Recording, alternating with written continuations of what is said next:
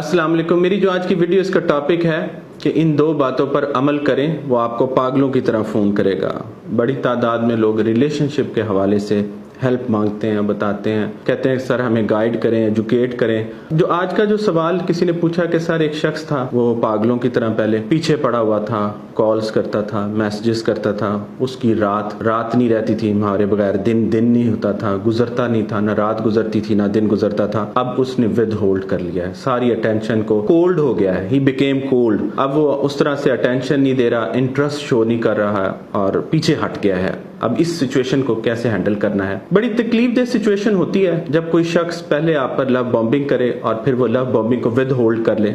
इसके हवाले से जो मैं लोगों को हमेशा एजुकेट करता हूं वो ये है कि दूसरे के साथ जब आपका रिलेशनशिप बनता है, किसी के साथ भी, किसी नाम पर भी, दोस्ती भी हो सकती है, कोई प्रोफेशनल रिलेशनशिप हो सकता है, कोई कुलीग हो सकता है, कोई लव रिलेशनशिप हो सकता है, शादी हो सकती है, तो दूसरे शख्स के बिहेवियर पैटर्न को पढ़ें, डिकोड करें, ये बड़ा जरूरी है। ताल्लुक के शुरू में चूंकि समझ आना थोड़ी सी मुश्किल इस तरह से होती है कि आपके पास उस शख्स की बिहेवियर हिस्ट्री नहीं होती है। जब आपका किसी के साथ ताल्लुक बनता है और वो आप पर लव बॉम्बिंग कर रहा होता है तो आपके पास उसकी हिस्ट्री नहीं होती। आप समझते हैं कि ये जो लव बॉम्बिंग है यही रियल शख्स है, या यही रियल सिचुएशन है, या यही उसका रियल बिहेवियर है। हालांकि ऐसा नहीं होता। जैसे जैसे वक्त गुजरता जाता है इंसान को समझ नहीं आती। और बहुत बार ये भी सवाल पूछा जाता है, इसका भी मैं जवाब दे दूं कि क्या इंसान का दूसरे इंसान से दिल भर जाता है? बिल्कुल नहीं भरता, क्योंकि बड़ी तादाद में लोग मेरे पास आते हैं और वो कहते हैं लगता है उसका दिल भर गया। देखें, आप अपने आप को भी तो देखें कि आपको साइकोलॉजी नहीं आती, आपको दूसरे शख्स को पढ़ना नहीं आता, हैंडल करना नहीं आता, कंट्रोल करना नहीं आता, डील करना नहीं आता।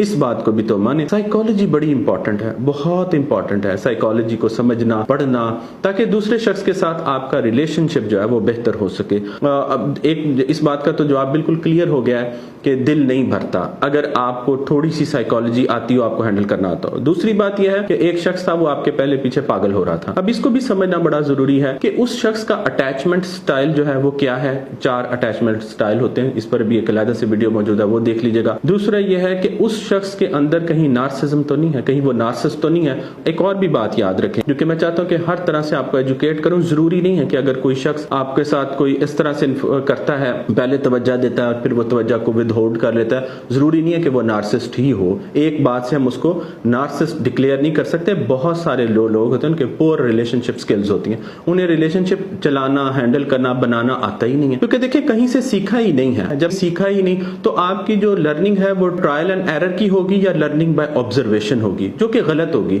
आपको पता ही नहीं है कि कैसे किसी को लेकर चलना है, तो रिलेशनशिप एजुकेशन ना होने की वजह से आपको समझ नहीं आती कि दूसरे शख्स को कैसे डील करना है। तो अब आपने पहले उसको डी कोड करना है, उसके बिहेवियर को, कि कहीं वो नार्सिस्ट तो नहीं है, क्या उसको रिलेशनशिप, उसके अंदर स्किल्स की कमी तो नहीं है। बहुत बड़ी तादाद में लोगों को मैंने देखा है हमारे मुआशरे के अंदर रिलेशनशिप की भी, उनके रिलेशनशिप जो स्किल्स हैं उसकी कमी होती है। अब ये जो चीजें अगर आपने उसका बिहेवियर डी कोड कर लिया तो अब आपने 2 काम ऐसे क्या करने हैं जिससे वो शख्स आपके पीछे दोबारा से पागल हो।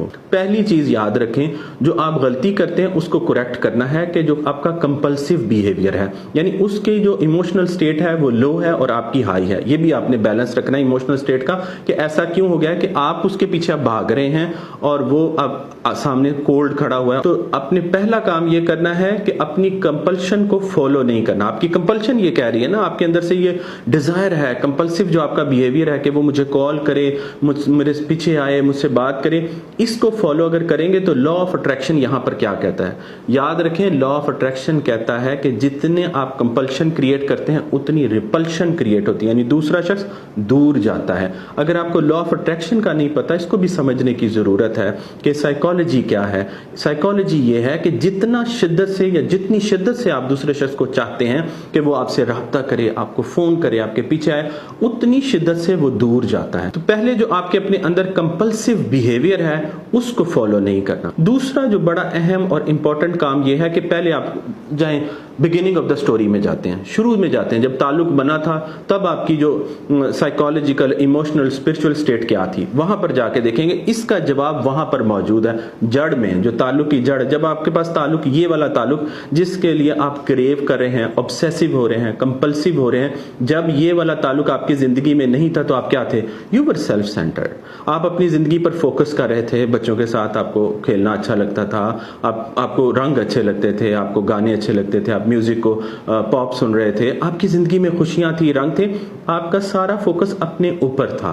आप अपनी बालों पर, अपनी सेल्फ ग्रोथ पे भी आप फोकस कर रहे थे। आप अपने बालों पर, अपने कपड़ों पर, अपने जूतों पर, अपने कमरे पर, आपका सारा जो फोकस है वो डिवाइडेड फोकस था, बहुत सारी चीजों पर, लेकिन मेनली आप अपने ऊपर फोकस कर रहे थे। लॉ ऑफ अट्रैक्शन यहां पर क्या कहता है? लॉ ऑफ अट्रैक्शन ये कहता है कि जब आप अपने ऊपर फोकस कर रहे होते हैं, लोगों से बेनियाज होते हैं, तो लोग आपकी तरफ अट्रैक्ट होते हैं। अब यहां पे फिर सेकंड पार्ट में आते हैं, जो जब आपकी कहानी स्टार्ट हुई थी, जब आपकी लव स्टोरी स्टार्ट हुई थी, जब आपकी रिलेशनशिप स्टोरी स्टार्ट हुई थी, तब आप क्या था? बेखौफ थे, अपनी जिंदगी में अपने आप में गुम और मगन थे और खुश थे। अब जैसे ये शख्स आया, इसने आपको लव बॉम्बिंग की, आहिस्ता आहिस्ता आपने अपना फोकस उसकी तरफ किया और अपने आप को लूज कर दिया, यानी आपका फोकस अपने ऊपर जीरो हो गया, सारा फोकस आपने उस शख्स के ऊपर दे दिया। अब इससे क्या हो रहा है कि जब आपका सारा फोकस ही उधर चला गया, तो आपकी जो इमोशनल और साइकोलॉजिकल स्टेट है वो इम्बैलेंस हो गई है। यहां पर समझना बड़ा जरूरी है कि जो शिफ्ट ऑफ फोकस है, जो दूसरा काम क्या है? Shift of focus. उस शख्स से फोकस, कुछ नुकसान नहीं होगा। ये जो आपने खौफ पाला हुआ है कि कहीं वो चला ना जाए, कहीं भाग ना जाए, मेरे नुस्खों से लोग आपके पीछे पागल होंगे, कहीं जाते नहीं है। डार्क साइकोलॉजी वो धागा है जो इनविजिबल होता है, नजर तो नहीं आता, लेकिन दूसरा शख्स ऐसे बंधा होता है, वो जा भी चाहे तो जा नहीं सकता, आपके दरवाजे पे खड़ा होकर रोता है। तो आपने जो फोकस है वो अपने ऊपर रखना है। अब क्या होता है कि जब कोई शख्स आपको तवज्जो देना बंद कर देता है, लव बॉम्बिंग जब वो विद होल्ड करता है, तो आपकी आंखों के गिर्द हल्के पड़ जाते हैं, गड़े पड़ जाते हैं, आपके बाल गिरना शुरू हो जाते हैं। ये जो आपने सारा फोकस उस शख्स पर डाला, आपकी फिजिकल जो हालत है वो भी खराब होती है, आपकी साइकोलॉजिकल हालत भी खराब होती है, आपकी इमोशनल भी, स्पिरिचुअल भी। आपको नमाजों में भी मजा नहीं आता, आपको तस्बीहात में मजा नहीं आता, और ये बड़ा सख्त जो है ना फेज होता है। इस फेज के अंदर अब देखिए ना, आपको पता ही नहीं चला कि आहिस्ता आहिस्ता आपने ये जहर पिया था, जो आपका जो फोकस है वो दूसरे शख्स पर गया था। अब आपने वापसी पर क्या करना है कि वो जो सारा 100% फोकस है वो वापस लेकर आना है, उस शख्स को नहीं छोड़ना। याद रखेंगे जो छोड़ने के मशवरे हैं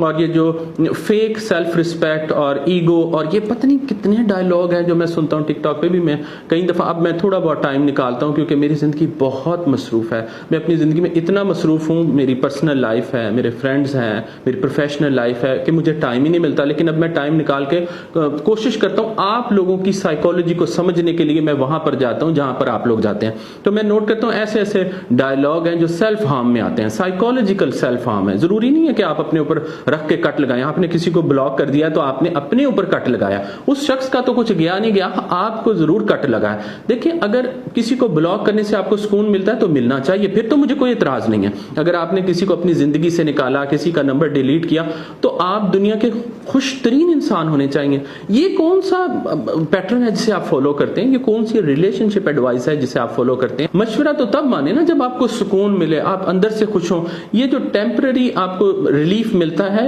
जो आपकी ईगो को रिलीफ मिलता है, बेसिकली तो ये ईगो का मसला है ना सारा। अब यहां पर मैं जो दूसरी बात, अहम बात कर रहा था कि अपने ऊपर फोकस करें, अपनी एनर्जीज को अपने ऊपर रखें, अपने फोकस को अपने ऊपर, अपने कपड़ों का ध्यान रखें, अपनी शक्ल का ध्यान रखें, क्योंकि ये जो शक्ल उस आप आपने तवज्जो ना मिलने के बाद बना ली है, इसको कोई मुंह नहीं लगाएगा। I am sorry for being so blunt. आप अपनी जो फिजिकल हालत है उस पर फोकस करें, ठीक है ना। आपने अपनी इमोशनल हालत पर फोकस करना है, स्पिरिचुअल हालत पर फोकस करना है। और वो जो सारा दूसरा काम क्या है कि जो फोकस आपने उधर डाल दिया था, कतरा कतरा करके आप उसके हो गए थे, अब कतरा कतरा करके वापस लें। उसे छोड़ना नहीं है, उससे ताल्लुक तोड़ना नहीं है, उससे खत्म नहीं करना है। सिर्फ हमने चीजों को अपने हाथ में, अपनी मुट्ठी में लेना है। ऐसी मुट्ठी में लेना है जिससे वो शख्स जो आपको कॉल नहीं कर रहा या जो पहले कॉल्स करता था, वो कैसे कॉल ना करे। मैं देखता हूं कि वो कैसे आपको कॉल्स नहीं करता, मैं देखता हूं वो कैसे आपके पीछे पागल नहीं होता। सख्त बात है, कह देता हूं, फिर हमारे इल्म पर लानत है अगर दूसरा शख्स हमारे पीछे पागल ना हो।